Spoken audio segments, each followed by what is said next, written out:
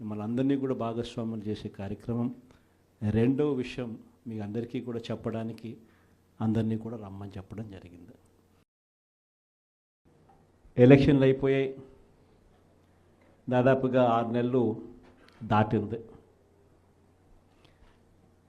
6 నెలలు దాటిన పరిస్థితుల మధ్య మళ్ళీ పార్టీని మనం సమాయత్తం చేసే దిశగా అడుగులు వేస్తూ ఈరోజు అందరం కూడా ఇక్కడ కలుస్తా ఉన్నాం.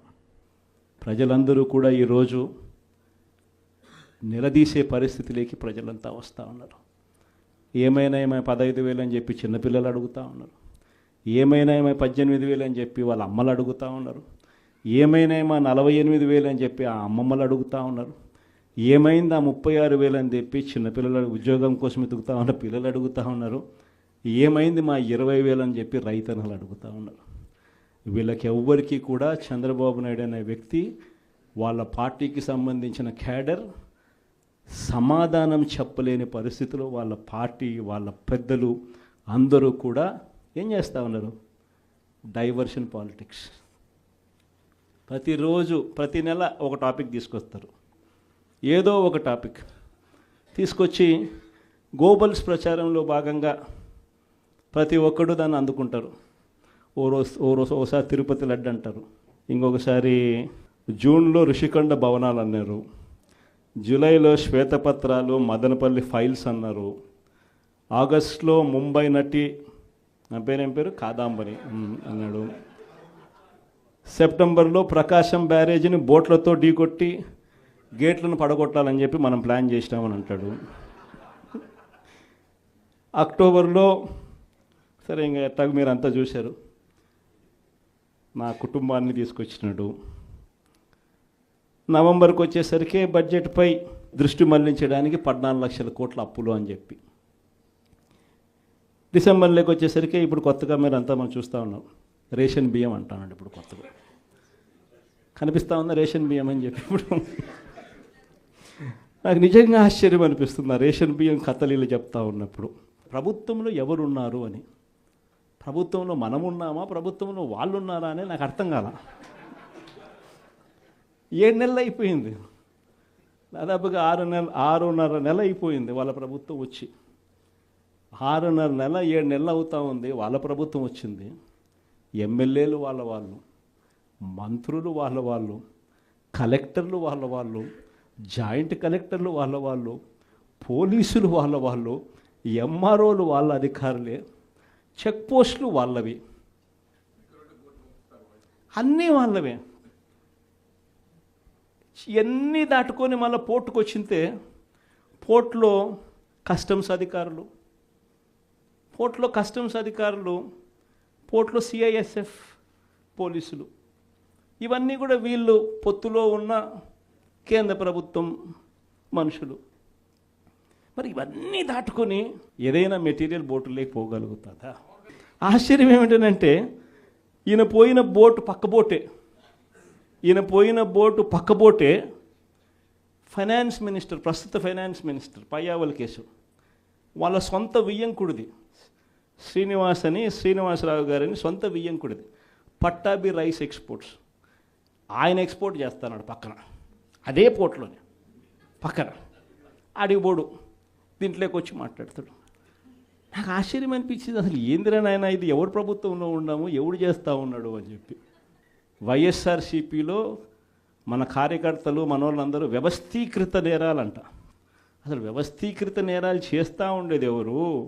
చేస్తూ ఉండేది వాళ్ళు, చేసింది వాళ్ళు, మన మీద ఏళ్ళెత్తి చూపిస్తూ ఉండరు. నిజంగా ఇవన్నీ చూసినప్పుడే అసలు ఎందుకు జరుగుతూ ఉన్నాయి ఇవన్నీ అని చెప్పి చూస్తే, రైస్ ఎక్స్పోర్ట్స్లో ఆంధ్ర రాష్ట్రం, ధాన్యం ఎక్స్పోర్ట్, బియ్యం ఎక్స్పోర్ట్స్లో ఆంధ్ర రాష్ట్రం నెంబర్ 1గా ఇప్పుడు నుంచి కాదు, దశాబ్దాలుగా మనమే నెంబర్ 1. తెలంగాణ నుంచి బియ్యం మన దగ్గరికే వస్తుంది, ఆంధ్ర నుంచి రైతులు పండించిన బియ్యాన్ని ఇక్కడి నుంచి ఎక్స్పోర్ట్ చేస్తారు. అదే తప్పేం కాదు, ఎప్పటి నుంచో దశాబ్దాలుగా జరుగుతూ ఉంది. ఆంధ్రాలో రైస్ ఎక్స్పోర్ట్స్ నెంబర్ 1. అందులో ఈ పయ్యావుల కేశవ్ వాళ్ళ వియంకుడు, ఈ పట్టాభి రైట్ ఎక్స్పోర్ట్, ఈయన ఆంధ్రాలో నెంబర్ 1. ఇది నిజంగా ఇది కొత్త ఏం కాదు. ఎందుకనంటే ఇది ఎప్పటి నుంచో జరుగుతూ ఉండేది. బియ్యం అనే రైతులు పండిస్తూ ఉన్నారు, రైతులకు గిట్టుబాటు ధర రావాలి, రైతులకు మంచి రేటు రావాలి అని అంటే ఎక్స్ట్రా పండించిందంతా రైతులు ఎక్స్పోర్ట్ చేసుకుంటూ ఉండే సాంప్రదాయం ఎప్పటి నుంచో జరుగుతూ ఉంది, జరుగుతూ ఉంది. అయితే దీన్ని ఎలా ట్విస్ట్ చేస్తూ ఉన్నారు అనేది ఇప్పుడు ఆశ్చర్యం. మన ప్రభుత్వంలో డీలర్ల వ్యవస్థను మనం పక్కన పెట్టి ఇంటి వద్దకే బియ్యం సప్లై కింద మనం MDUs తీసుకొచ్చి, మొబైల్ డిస్పెన్సింగ్ యూనిట్లను తీసుకొచ్చి ఇంటి వద్దకే బియ్యం సప్లై తీసుకుపోయినాం. మొట్టమొదటిసారిగా మనం బియ్యం క్వాలిటీని పెంచినాం. మధ్యస్థ సన్నకార బియ్యం ప్రమోట్ చేసినాం, ఇవ్వడం.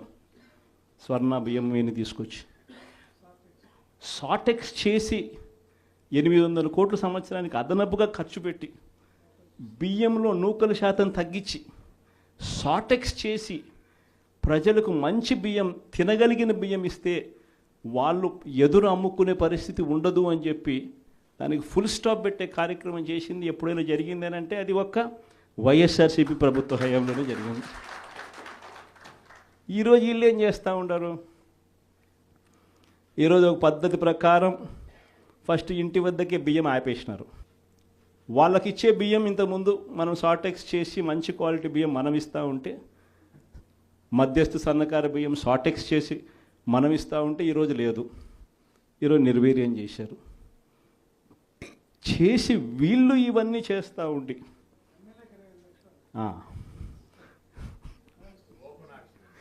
చేసి వీళ్ళు ఇవన్నీ చేస్తూ ఉండి వీళ్ళ వల్ల, వీళ్ళ తప్పిదాల వల్ల ప్రజలకు నాసిరకం బియ్యం సప్లై కావడం వల్ల, ప్రజలకు సరిగ్గా బియ్యం సప్లై చేయకపోవడం వల్ల ఇది రివర్స్. ప్రజల దగ్గర నుంచి ఈ డీలర్లు కొనుక్కోవడం, ఈ డీలర్ల దగ్గర నుంచి ఎమ్మెల్యేలు తీసుకోవడం, ఎమ్మెల్యేల దగ్గర నుంచి ఎక్స్పోర్ట్స్. ఇది జరుగుతూ ఉండదు. ఇప్పుడు తప్పు వీళ్ళు చేస్తూ ఉండి ఇంకొకరి మీద ఏళ్ళెత్తి చూపిస్తారు. మన హయాంలో దళారీ వ్యవస్థను పూర్తిగా తీసేసి ప్రతి రైతుకు కనీస మద్దతు ధర ఖచ్చితంగా వచ్చేట్టుగా ఆర్బీకేలే వాళ్లకు పేమెంట్ స్లిప్స్ ఇచ్చేట్టుగా మన ప్రభుత్వంలో జరిగితే, రైతుకు ఏ మిల్లుకు తాను పోవాలి అనేది పూర్తిగా పక్కన పెట్టేసి పలాని మిల్లుకే మీరు పోవాలి అనేది తీసేసి రైతుకు మిల్లర్కు సంబంధం లేకుండా చేసిన పాలన మంది. ఆర్బీకే దగ్గరనే మీకు ఎంత రేటు వస్తుంది అని చెప్పి అక్కడే స్లిప్స్ ఇచ్చే కార్యక్రమం జరిగింది, మన హయాంలో జరిగింది. ఈరోజు ఏం జరుగుతూ ఉంది? రైతులు పంట చేతికి వచ్చేసరికి ఈ క్రాప్ లేదు, ఆర్బీకే వ్యవస్థ నీరు గారిపోయింది, ఆర్బీకే దగ్గర కొనుగోలు చేసేవాడు లేడు.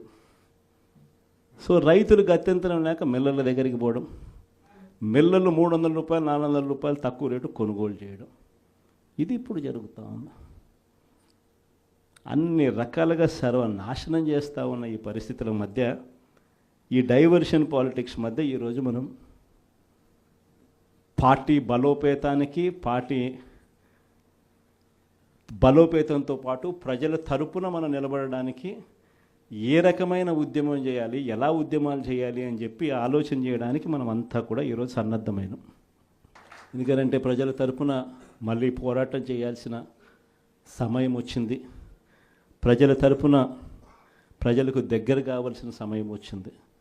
ప్రజలు ఇబ్బందుల్లో ఉన్నప్పుడు మనం ఉన్నాము అన్న భరోసా ప్రజలకు మనం ఇవ్వాలి. ప్రతి అడుగులోనూ వ్యతిరేకతే. ఒకవైపున చేయాల్సిన ఏ మంచి పని జరగలేదు. సూపర్ 6లు లేవు, సూపర్ 7లు లేవు. మరోవైపున వ్యవస్థలన్నీ పూర్తిగా నీరు గారిపోయాయి. విద్యారంగం కానీ, వైద్య రంగం కానీ, వ్యవసాయ రంగం కానీ, డోర్ డెలివరీ కానీ, గవర్నెన్స్ కానీ.